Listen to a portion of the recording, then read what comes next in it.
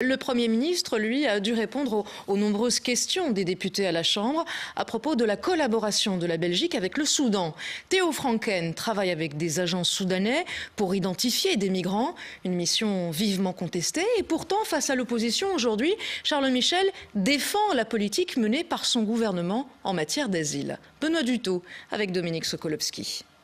Je veux affirmer sans la moindre ambiguïté que depuis 3 ans, ce gouvernement a systématiquement tout mis en œuvre en la matière pour respecter pleinement les obligations nationales et internationales en matière de migration. Et cette fois encore, lorsque Theo Franken fait appel à une mission soudanaise pour identifier les migrants, Charles Michel estime que les réglementations internationales ont été respectées. Je sais très bien qu'il y a évidemment des missions d'identification qui existent avec une série de pays, mais jamais ça n'a été le cas avec un État aussi inquiétant que le Soudan. Oui ou non, y a-t-il un accord? Existe-t-il par écrit, oui ou non?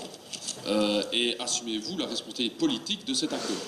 Non, il n'y a pas d'accord écrit validé par le gouvernement. Theo Franken a simplement eu 2 réunions avec l'ambassadeur soudanais pour organiser la mission.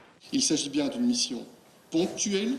Il n'y a pas eu d'accord en tant que tel, sinon la mise en place d'une coopération sur le plan technique ou sur le plan pratique. Autre question, la composition de la mission d'identification. La mission est constituée de fonctionnaires du ministère de l'Intérieur choisis par le gouvernement soudanais. Et ces personnes sont contrôlées par notre ministère des Affaires étrangères, contrôlées aussi par la Sûreté de l'État et par les services généraux.